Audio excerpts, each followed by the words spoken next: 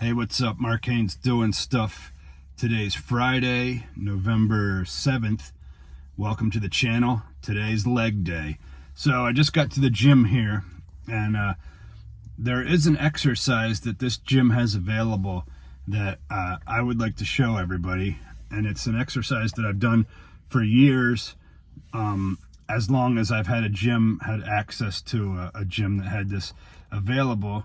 And I really like it. It's different way to a different form of squats actually, and it's called, well, I think the official name is Sissy squats. I'm not sure if that's the official name or it's just the name I know them by, but don't let the name fool you though. They are anything but sissy. They're a killer.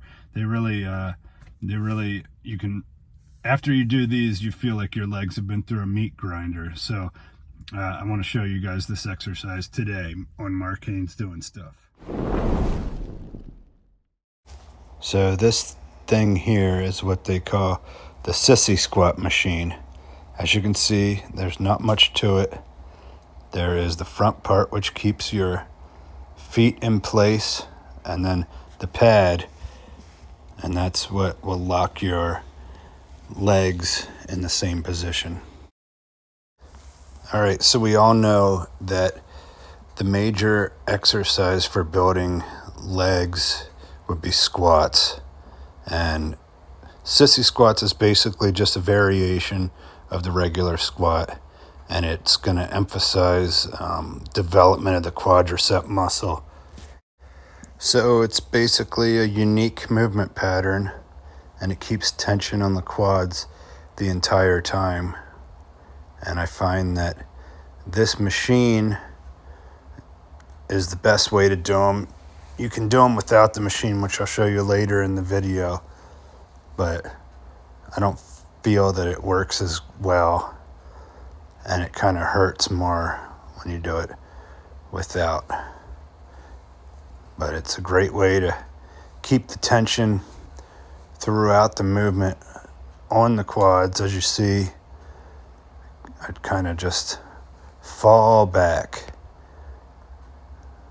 and then pop up using strictly the quads. You want to keep the movement controlled so you're not just bouncing up and down and putting a lot of strain on the knees. If you do it, semi-slow, you keep tension on the quads throughout the whole exercise. Also, you'll notice while doing these that your core will remain engaged throughout the whole exercise, so you'll feel a tightening of your abdominal muscles, as well as your hip flexors. And so it's a good all-around movement for leg development. You can do these with holding weights in front of you, but normally body weight is enough, especially if you do them towards the end of the workout.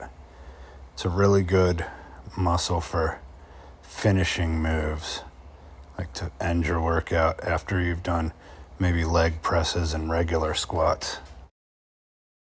Here's a diagram showing the movement while using one of these specialized machines, and it shows which muscles are engaged. And now this diagram shows you how to perform the exercise if you don't have one of these special machines. You can do it holding onto either the bench or the squat rack, as in the two separate photos.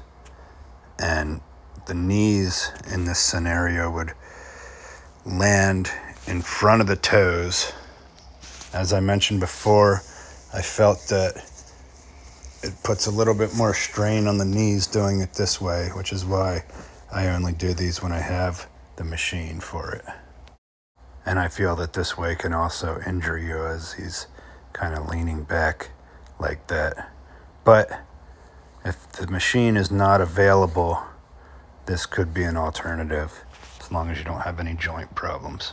So in conclusion, I feel that the sissy squat is an interesting and fun way to help improve your leg training. It's something good that you can incorporate into your leg workouts. Maybe not every single time, but on occasion it's good to throw it in there. And as I said, I like them as a finishing movement to kind of put the final nail in the coffin on the legs after you've really hit them hard.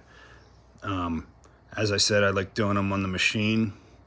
If your gym doesn't have one, you can try them without the machine, or you can always look it up online. If you just type in Sissy squat machine, you can find them for about $100 on the cheaper end on different websites, Amazon and different places that sell gym equipment. So it's an exercise you can really do at home. It doesn't take that much space up, so it's a effective way to train the legs.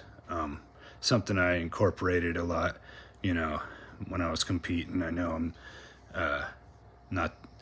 I don't have the leg size right now that I used to, but if you are a competitive bodybuilder or someone looking to increase the size of your legs or to tone them up, that's a good exercise to incorporate. So hopefully this has been informative for you guys, and make sure you give a like and subscribe and keep coming back for more here at Mark Haynes Doing Stuff.